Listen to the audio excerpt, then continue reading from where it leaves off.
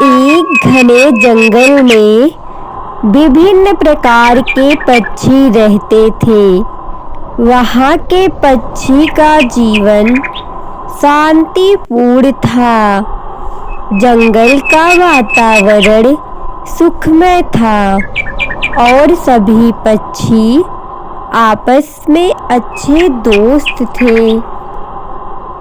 सूरज की रोशनी में उनका जीवन अच्छा गुजरता और रात की चांदनी में वो सब एक साथ बात करते थे।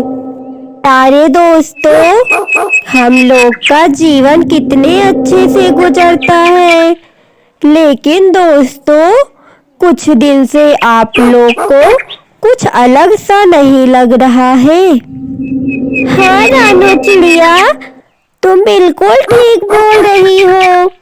हमारे वातावरण में कुछ चेंज सा लग रहा है। ठंड से भी पड़ने लगी है और बारिश की भी संभावना दिख रही है। एक दिन अचानक से आकाश में काले बादल घिर आए। बादल को देखकर लग रहा था वो बहुत गुस्से में है। उन्होंने गरजना शुरू कर दी। जंगल में हलचल मच गई। पक्षियों को डर लगने लगा। चारों तरफ अंधेरा हो गया। एकाएक बारिश शुरू हो गई। दोस्तों, ये क्या हो रहा है? मुझे तो बहुत डर लग रहा है। ऐसा तो पहली बार हुआ है। अचानक से मौसम का इतना बुरा हाल। अब हम क्या करें, कुछ भी समझ नहीं आ रहा। इतने में रानू चिड़िया बोलती है, दोस्तों हमें हिम्मत से काम लेना पड़ेगा। हमें चल के बादल से बात करनी पड़ेगी। आखिर क्या हुआ, वो इतने गुस्से में क्यों है? फिर वो लोग बादल से बात करने के लिए चले जाते हैं।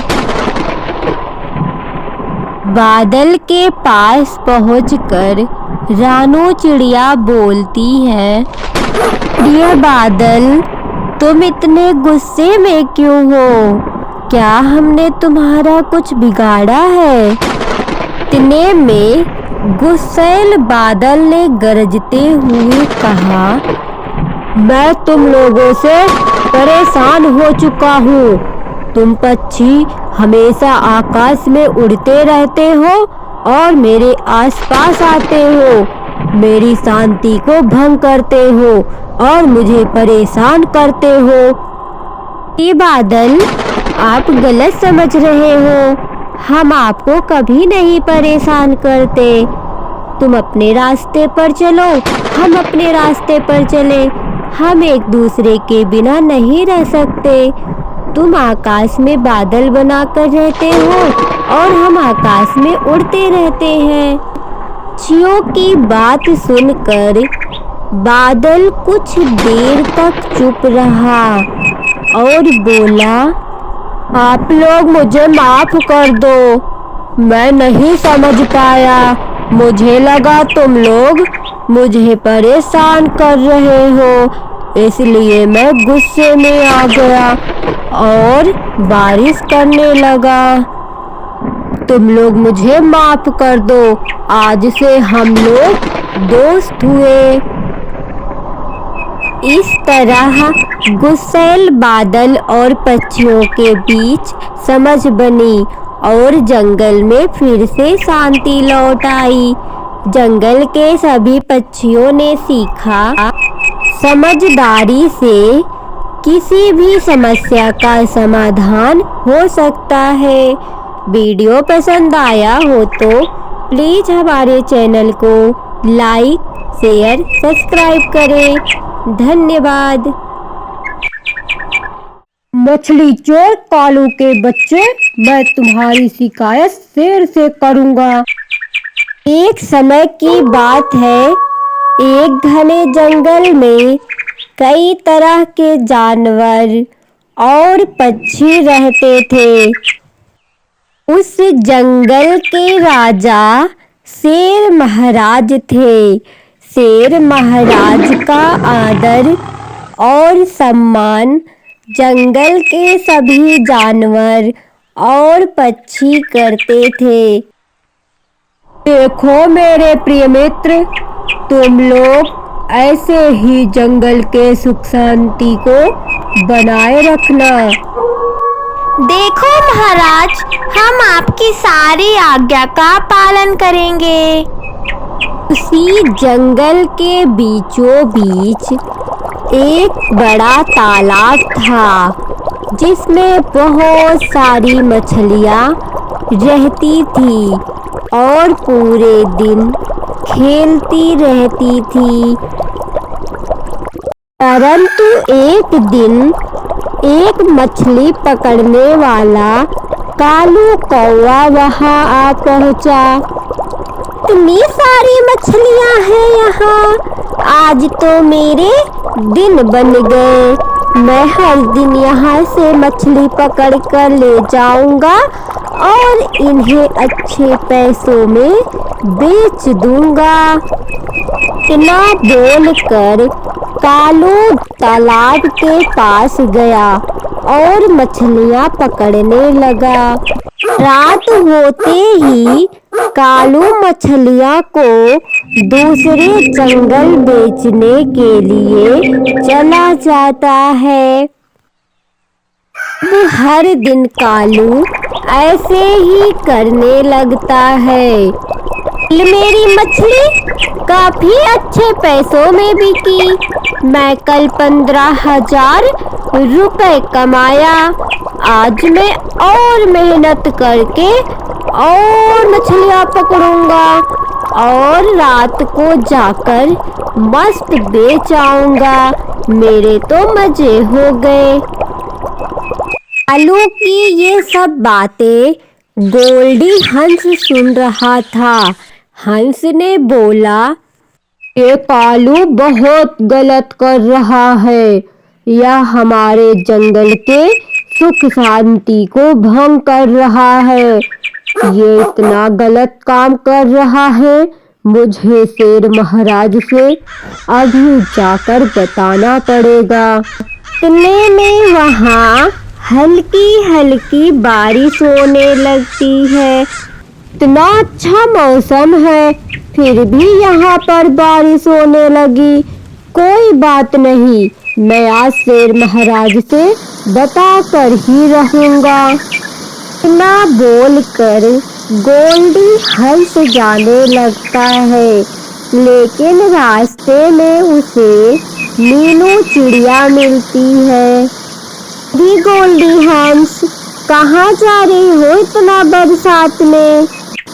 फिर रानू चिड़िया से गोल्डी हंस पूरी बात बताने लगता है। गोल्डी हंस, तुम्हारी बात बिल्कुल सही है, लेकिन तुम्हें राजा के पास जाकर कुछ नहीं मिलेगा। जब राजा तुमसे प्रूफ मांगेगा तो तुम क्या बोलोगे? अरे लेकिन मैं तो ये सोचा भी नहीं। अब तुम ही बताओ, मैं क्या करूं? कुछ भी करने से पहले अच्छा हम चलते हैं। एक बार शेर महाराज से बात करके देखते हैं शेर महाराज क्या बोलते हैं। फिर वो दोनों शेर महाराज के पास चले जाते हैं। इतना बारिश में कैसे आना हुआ तुम दोनों को? महाराज, मैं अपने आँखों की देखी बात बता रहा हूँ। हमारे जंगल की मछलियाँ संकट में है। कालू कौवा रोज आता है और मछलियाँ पकड़ कर ले जाता है। ना सुनते ही शेर महाराज को गुस्सा आया। तुम्हारी हिम्मत कैसे हुई कालू पर इतना बड़ा इल्जाम लगाने की? तुम्हारे पास क्या प्रूफ है जो तुम इतना बड़ा इल्जाम लगा रहे हो? जंगल के सभी पक्षी और जानवर मेरा बहुत आदर करते हैं। वो मेरे बिना ऐसा घटिया काम कर ही नहीं सकते। इतने में चिड़िया बोली, महाराज प्लीज आप शांत हो जाइए। हम कालू पर इल्जाम नहीं लगा रहे हैं। महाराज हम अपनी आँखों से देखे कालू मछली पकड़ रहा था। हम तभी आपको बताने आए। महाराज अगर आपको विश्वास ना हो तो आप हमारे साथ चलकर एक बार देख लीजिए। मैं तुम लोग के साथ नहीं जाऊंगा क्योंकि मुझे कालू पर पूरा विश्वास है। वो मेरे इजाजत के बिना ऐसा काम कर ही नहीं सकता। तुम दोनों यहाँ से चले जाओ। महाराज आप एक बार हमारी बातों पर विश्वास करके देखिए।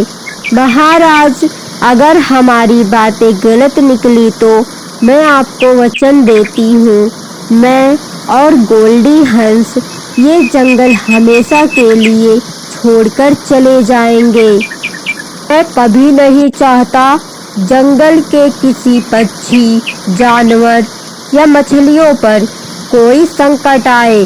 अगर तुम इतना बोल ही रही हो तो आज मैं तुम्हारे साथ चलने के लिए तैयार हूँ। फिर वो तीनों जंगल की तरफ चले जाते हैं। हर कालू जंगल के बीचों बीच बैठकर मस्त मछलियाँ पकड़ रहा था। मछली पकड़ेंगे, ताजी ताजी मछली पकड़ेंगे, मेरा तो मजा हो गया। मछली पकड़ेंगे, हम खूब पैसा कमाएंगे, मछली पकड़ेंगे। कालू कौवा को देखते ही शेर महाराज की आंखें लाल हो गई। कालू कौवा तुम्हारी हिम्मत कैसे हुई हमारे जंगल की मछलियों को पकड़ने की? ये इजाजत तुम्हें कौन दिया? शेर महाराज की आवाज सुनते ही कालू डर गया और हिचकिचाते हुए बोला, महाराज आप यहाँ? आप मुझे बुलाए होते मैं आपसे मिलने आ जाता। आपने क्यों तकलीफ की यहाँ आने की? कालू तुम अपनी चोरी को छुपा रहे हो मुझसे। तुम्हारी हिम्मत कैसे हुई मेरे जंगल की मछलियों को छूने की? पहले तुम मुझे ये बताओ। कालू के पास दूसरा कोई ऑप्शन नहीं था। वो तुरंत शेर महाराज से माफी मांगने लगता है। महाराज मुझे माफ कर दो, मुझसे बहुत बड़ी गलती हो गई। कालू तुम मेरी बातों का सम्मान नहीं किए हो। तुम मेरे जंगल के सुख शांति को भंग किए हो। मैं तुम्हें कभी माफ नहीं कर पाऊंगा। फिर महाराज कालू को सलाखों के अंदर बंद कर देते हैं और जंगल के सभी पक्षियों से बोलते हैं, दोस्तों हम आपसे बताना चाहते हैं कि गोल्डी हंस और चिड़िया हमारे सलाहकार हैं और जंगल के रक्षक भी। हमारी वीडियो पसंद आई हो तो प्लीज़ हमारे चैनल को लाइक, शेयर, सब्सक्राइब करें। धन्यवाद। यह कहानी एक छोटे से गांव की है जहां एक छोटी सी चिड़िया अपने मम्मी पापा के साथ रहती थी। माँ आप जल्दी से ठीक हो जाओ, फिर मैं और पापा और आप तीनों घूमने चलेंगे। गुड़िया, मुझे लग रहा है मेरी तबीयत और खराब होती जा रही है। मैं नहीं जा पाऊंगी घूमने। तुम और तुम्हारे पापा दोनों चले जाओ बेटा। माँ, आप ऐसा क्यों बोल रही हैं? आपको ठीक होना ही पड़ेगा मम्मा। मैं आपके बिना नहीं रह पाऊंगी। बेटा, मुझे नहीं लग रहा अब मैं बचूंगी। तुम अपना और अपने पापा का ख्याल रखना। ना बोलकर उसकी मम्मी मर जाती हैं। आप मुझे छोड़कर नहीं जा सकती हैं मम्मा। आप मुझे ऐसे छोड़कर नहीं जा सकती। तुम्हारे बिना मेरा और गुड़िया का क्या होगा? एक दिन गुड़िया नदी के किनारे बैठकर रो रही थी। मम्मा, क्यों छोड़कर चली गई? मम्मा, अब मुझे प्यार कौन करेगा? इतने में वहाँ तोती आ जाती है और बोलती है, अरे गुड़िया बेटा, रोने से कुछ नहीं होगा। अब तुम्हें खुद को संभालना पड़ेगा। आंटी, मम्मी के बिना घर भी अच्छा नहीं लगता। घर के अंदर तो बिल्कुल भी जाने का मन भी नहीं करता। गुड़िया बेटा, मैं तुम्हारी प्रॉब्लम समझ सकती हूँ। मेरे पास एक आइडिया है। तुम अपने पापा से बोल दो कि तुम्हारे लिए दूसरी मम्मी ले आए। पापा, मुझे दूसरी मम्मी चाहिए। पापा, मुझे दूसरी मम्मी चाहिए। कोई भी मुझे प्यार करने वाला नहीं है। बेटा, मैं तुम्हारे लिए दूसरी मम्मी नहीं ले आ सकता। गुड़िया काफी जिद करने लगती है और खाना पीना छोड़ देती है। फिर उसके पापा मान जाते हैं।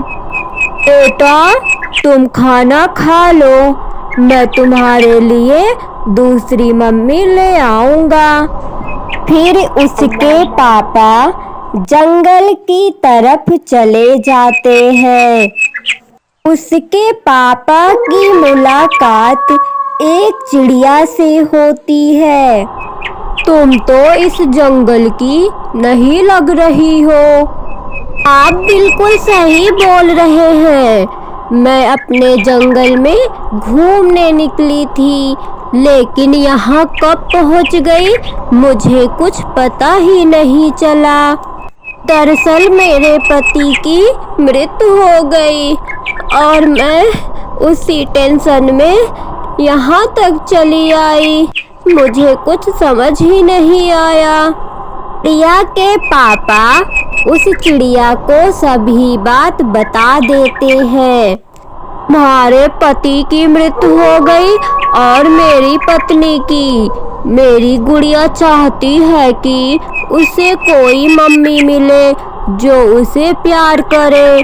क्या तुम उसकी मम्मी बनना चाहोगी? मेरे पति के अलावा मेरा इस दुनिया में कोई नहीं था। अब मेरे पति ही नहीं रहे तो मुझे उस जंगल में जाने का कोई मतलब नहीं। ठीक है, मैं आपके ही साथ चलूंगी। अपने नई मम्मी को देखकर गुड़िया बहुत खुश हो जाती है। आई लव यू पापा, आपने मेरी बात सुन ली। थैंक यू पापा, थैंक यू। रात हो जाती है। गुड़िया के पापा बोलते हैं, गुड़िया की मम्मी, कल मुझे काम से दूसरे जंगल जाना है। तुम अपना और गुड़िया का ख्याल रखना। अगली सुबह गुड़िया के पापा जाने के लिए रेडी हो जाते हैं।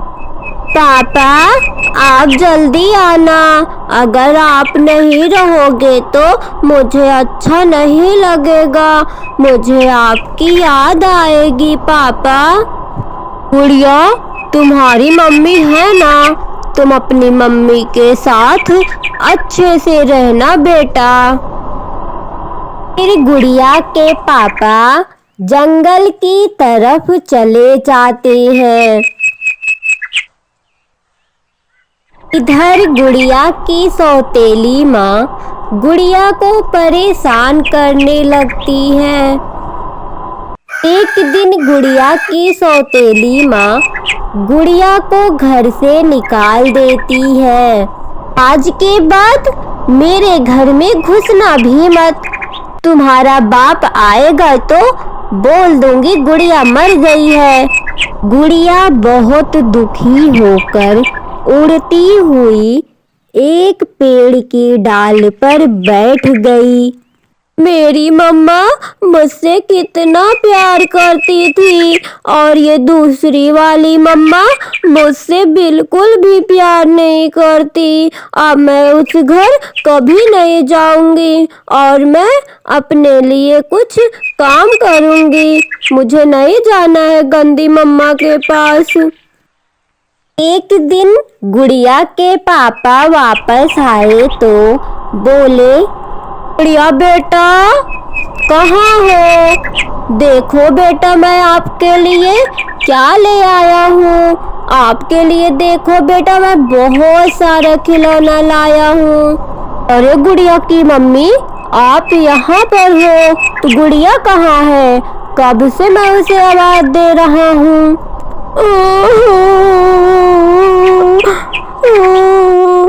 आप जब नहीं थे गुड़िया को एक शिकारी पक्षी पकड़ कर लेके चला गया।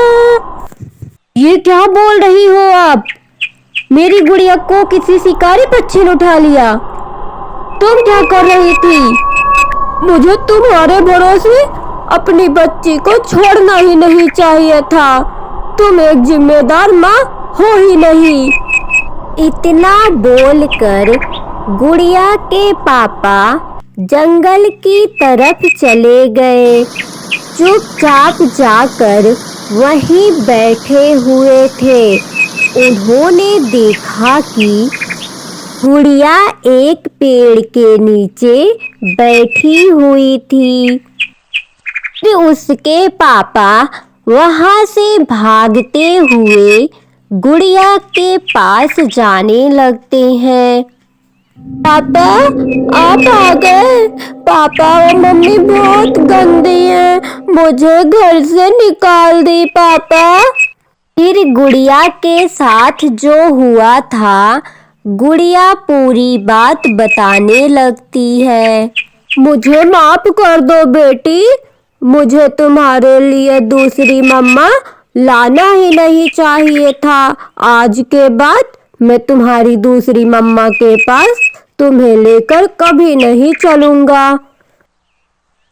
आपको हमारी स्टोरी पसंद आई हो तो प्लीज़ हमारे चैनल को लाइक, शेयर, सब्सक्राइब करें। धन्यवाद।